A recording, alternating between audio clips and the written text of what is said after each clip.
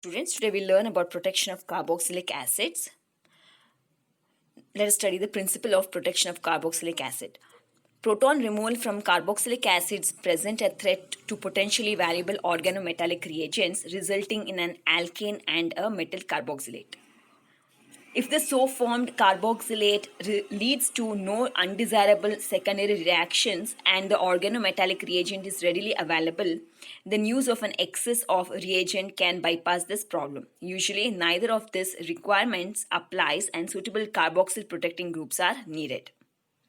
Furthermore, protection against enolization or attack by nucleophiles may be necessary. Few protecting groups meet all of these requirements. Esters and amides remove the problem of carboxyl proton, and the latter, that is, amides, provide good protection against many nucleophiles. Carboxyl protection is required during the condensation of two amino acids with the aid of a coupling agent to form a new peptide bond. To prevent the formation of self condensation products, one amino acid requires a free carboxyl group and a protected amino group, whereas the other requires a protected carboxyl group and a free amino group. So here we are, to avoid the self condensation reaction, what happens is one of the amino group in the one amino group, one of the amines is protected, whereas the other carboxylic acid is left free, and in the second amino acid, the carboxylic acid is protected and the amine acid is left free, so that it is going to give rise to a peptide. So that it is going to give rise to a new peptide bond. The carboxyl protecting group has to prevent the protected acid from competing with the free acid for the coupling reagent, and esters of various types that are usually sufficient. Some commonly used esters for protection of carboxylic acids are benzyl ester, tertiary butyl ester, silyl ester, phenyl esters. Let us study about tertiary butyl esters as protecting group for carboxylic acid. A combination of inductive stabilization and strain release on ionization are the basis of the acid lability of protecting groups based on tertiary butyl group. The OH group in alcohols and carboxylic acids and SH group in thiols can be directly protected by isobutane in the presence of a protic or Lewis acid, usually sulfuric acid, or it could be boron trifluoride diethyl etherate, that is BF3O ET twice, respectively. Deprotonation is rapid with acids like acetic acid, formic acid, or hydrogen fluoride. Now here, let us look at the general reaction. Now we have an acid here. So acids, and we have to protect the hydroxyl group. There is the oxygen of the hydroxyl group. So how we are going to protect is by using a isobutene as a protecting group. So this is going to react with, it's going to add on to the oxygen of the OH, and this is how we are going to obtain the tertiary butyl ester. And here you can see that this is quite a bulky group here with the 3 methyl groups, which is linked to the oxygen, and hence the nucleophilicity of the oxygen is reduced, and the oxygen of the carboxylate group will not be able to interact with any other substrate, and hence this is how we can protect the acid group using the tertiary butyl ester. That is the 2-methyl prop-1-ene, also called as isobutene. It would be the protecting group for the acids. Now let us look at the mechanism of the protection. Now first we have the isobutene, which is going to take up a proton. Once it takes a proton, we are going to get a tertiary carbocation of this form. Now what happens, the next step would be the reaction of the acid with the tertiary carbocation. And as we know this, there is a positive charge on the carbon, as the carbocation is present, and oxygen having a lone pair and more electronegative and having a lone pair, it is going to attack on the carbonyl. It is going to attack on the carbocation. When it forms a bond with the tertiary butyl group in this intermediate, what is happening is we can see that oxygen is having a 3 bonds and hence possesses a positive charge on the oxygen. Now we have to remove this positive charge. How is that being done is by the protonation of the hydroxyl group, that is the removal of H plus. When we remove the H plus, the lone pair on oxygen is going to move towards the carbonyl carbon. That's a bond will be formed between carbonyl carbon and the oxygen. And this is how the double bond between the carbonyl carbon and oxygen is going to move towards the positive end of the oxygen to release the positive charge on that oxygen. So, and then the subsequent intermediate would be this formation. Here you can see that there are no positive charge or no charge separation, no charges are present in this intermediate. Now this is nothing but you can also write it in this way. Right, so this ester you can also write it in this form. So here you can easily see that this hydroxyl group is being protected by the tertiary butyl group, that is nothing but the isobutene has been protected, is being used for the protection of this acid. Now this is how you can protect the hydroxyl group of the carboxylic acid. Now coming to the D protection. Now the D protection for the tertiary butyl can easily be done in acidic medium, and it only requires a mild acidic conditions. So hence it is usually preferred for the protection of the carboxylic acid. Tertiary butyl is usually preferred. Now for the D protection, it is going to happen in the acidic medium with HF or formic acid or acetic acid. So here what is going to happen is, again, the oxygen is going to grab the proton. Once it grabs the proton, it is going to possess a positive charge, and this positive charge has to be removed. This is how this is going to happen is, the bond between the tertiary butyl group and the oxygen is going to cleave. So once it cleaves, it is going to have, now there would be a positive charge, that is a carbocation would be generated. Now this bond slowly moves to form a double bond between the oxygen and carbon, and the next step would be the removal of the double bond between carbon and oxygen towards the oxygen to give back its lone pair. So this is how it's going to form. So that is nothing but the acid is regenerated, and then we have the formation of the isobutene. So here it's nothing but that this it is in this form, that is there's a tertiary carbocation formed, and one of the proton is going to get eliminated, and then the double bond and then the lone pair is going to move towards the carbon to form a double bond. So this is how there's a formation of the isobutene. So now the isobutene is generated back, and also the acid is being deprotected. So this is how we can make use of tertiary butyl effectively, because the protection is easier. It is not going to cause any hindrance for the other reaction to take place, and also the deprotection also would be much easier and simpler, because it would require a mild acidic or basic condition. Now the next example is we're going to take is trimethyl silyl ester, that is TMS, as protecting group for carboxylic acid. Silyl esters are stable to non-aqueous reaction conditions. A TMS ester is cleaved by refluxing in alcohol. More substituted silyl esters are cleaved by mildly acidic or basic hydrolysis. So this is TMS is also a much preferred protecting group for carboxylic acid, because it can again be cleaved much easily, and also the protection group is not, once it is protected, it is not going to interfere in any of the reaction mechanism.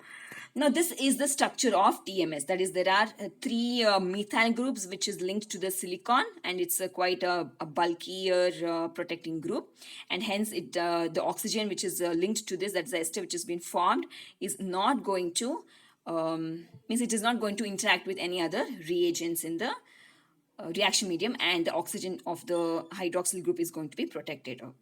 Now then let us look at the protection. Now here either of the oxygen of the acid can react with the silyl group, because there is conjugation within this acid, so you can use either of the oxygen to react with the silicon here in the trimethyl silyl ester.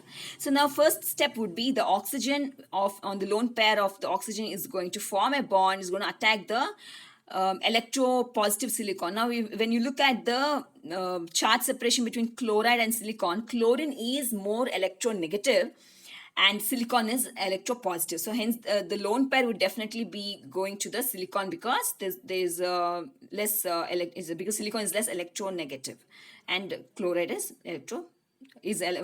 more electronegative. So the lone pair on oxygen is going to move towards the silicon. It's a bond formed between oxygen and silicon, and the chloride ion is going to get departed.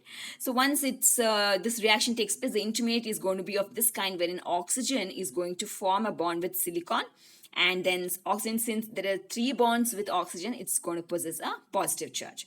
Now the next step is going to be an easy step wherein the deprotonation is going to take place on the hydroxyl group to get back the ester. That is, this is nothing but the trimethyl silyl ester. So this is how the trimethyl silyl ester is being formed, and this is how you can protect the hydroxyl group of the acid. Now what happens is, once the H plus is been removed, and here there was Cl minus and H plus, and it's going to give rise to HCl as a departing group. This HCl is going to be eliminated with the formation of this protected group, that is the trimethyl silyl is going to be protected, is being formed. Now let's let us look at the deprotection. So as already said that it is the deprotection can be done by refluxing with an alcohol, and it is a much easier mechanism. And here we are going to use the ethanol as the alcohol for the deprotection of the silyl ester. That is trimethyl silyl ester. So here again the oxygen, lone pair on oxygen is going to grab the proton, and there's going to be a positive charge on oxygen. Now the next step would be the cleavage of the silicon and oxygen bond. So the oxygen is going to get back its lone pair, that is the bond between silicon and oxygen is going to break, and the oxygen is going to get back its lone pair and is going to form the acid. Now here you can also see once there's cleavage between the silicon and oxygen, how there is the deprotection of the silyl group and giving back to the acid group. And also this is how the silyl group is going to be formed. Now here, since we have used ETO minus, ETO minus is going to react with the positive, that is the positive charge on the silicon, and it is this is how it's going to give rise to trimethyl silyl OET group is going to be formed. Now suppose you take a HCl or a HF, then it's going to form a fluoride or a chloride here. So whatever alcohol group you're taking here, that anion is going to attach the positive charge on the silicon. So this is how the deprotection of the TMS is being done. Now the next example is we're going to study is benzyl ester as protecting group for carboxylic acid. So here in benzyl ester, this benzyl ester is going to react or is going to protect the acid based on in presence of an oxidizing agent like DCC. So here there's a need of an interfering reagent, that is an oxidizing agent like DCC, to form a protecting group for the acid. Now let us see how this mechanism goes on. First there is the DCC. So in DCC, we know that there is a 2 nitrogen group which is attached to the carbon atom. Now here what happens is, first the nitrogen, the lone pair on the nitrogen is going to grab the proton of the acid, and then the bond between the hydrogen and the oxygen is going to move towards oxygen to give an anion. That's nothing but the carboxylate ion is formed. Carboxylate group is formed here with the positive charge on nitrogen. So you can see the DCC having in DCC the nitrogen, one of the nitrogens possessing a positive charge, and is also going to give rise to the carboxylate group. Now this carboxylate group is being formed, and here we have the DCC. Now this carboxylate group is going to react with the benzyl ester. That is nothing but the benzyl alcohol. First we have the benzyl alcohol as a protecting group, and that is going to react with the acid to give rise to benzyl ester. So now we have the benzyl alcohol. In the benzyl alcohol we have the oxygen having a lone pair that is going to attack the carbonyl carbon, because carbonyl carbon is less electro negative. That is the carbonyl carbon is the electron deficient center, and hence the lone pair on oxygen is going to attack the electron deficient carbon of the carbonyl group. Now the next step would be the cleavage of the oxygen with the carbon. See here what happens is, once the carboxyl group is formed, the O minus is going to attack the carbon of the DCC, and then the lone pair, the double bond between the carbon and nitrogen is going to move towards nitrogen, because the nitrogen has to be released of its positive charge. Now the next step would be the benzyl alcohol attacking the carboxylate ion, and then the bond between oxygen and nitrogen is going to get is going to cleave. Then there would be the movement of the double bond between carbon and nitrogen towards nitrogen, and it's going to give rise to an intermediate of this kind. So here you can see how the carboxylate ion is completely cleaved from the DCC, and it is going to give rise to this form. That is, there is the DCC is going to have, that is in the DCC, the nitrogen is going to possess an anion, that is a negative charge. Now the next step would be the see here what happens is, once the, see, this is the carboxylate ion here, and this is being protected by the benzyl alcohol. Once it is being protected by the benzyl alcohol, we are going to it is going to give rise to the benzyl ester. So here you can see how the oxygen of the acid is being protected by the benzyl group, and this is the benzyl ester which is being formed here. Okay, now here the next step would be the, in the DCC, there's nothing but there was a negative charge on nitrogen which is being taken up by a proton to give rise to this DCC form. Okay, this is how we are going to protect the ester. This is how we're going to protect the hydroxyl group of the acid with the benzyl alcohol, and this form is nothing but the benzyl ester, which is used in significant reaction mechanism. Now coming to the deprotection, the deprotection can be done by catalytic hydrogenation. So here we know catalytic hydrogenation is nothing but the addition of the hydrogen group in the used in the deprotection. So first step would be the oxygen, lone pair oxygen is going to grab the hydrogen atom, not the hydrogen molecule, it's going to grab the hydrogen atom. Once it grabs the hydrogen atom, there's going to be a positive charge on the oxygen. Now, this, see here students, instead of writing CH2PH, we can also write it as BN, that is a benzyl. So benzyl is nothing but, CH2PH can also be written as benzyl. So now here next step would be the cleavage of the benzyl group.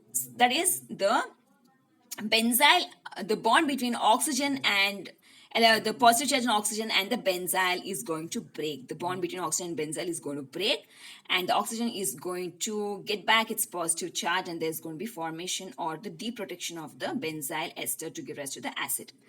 Now, in the meantime, what happens is the BN it is nothing but BN plus, that is benzyl ion is formed, cation is formed.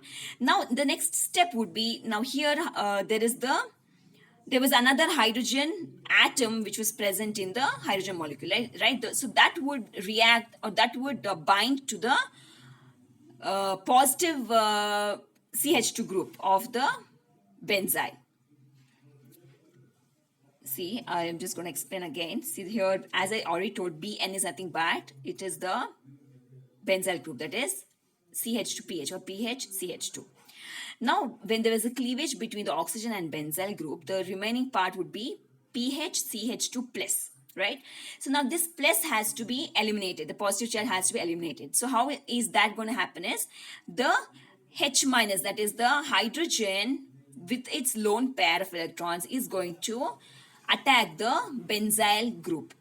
So that's how we're going to get that's how it is going to give rise to toluene. There's nothing but PHCH2 plus and a hydrogen atom. That is the hydrogen with its lone pair is going to attack to the benzyl group, and that is how we're going to get it is going to release or eliminate the toluene. So this is how we are going to get toluene, and also this is how we are going to deprotect the benzyl ester. So these are some of the most important protecting groups which are used to protect the carboxylic acid. That is all for today, students. Thank you very much.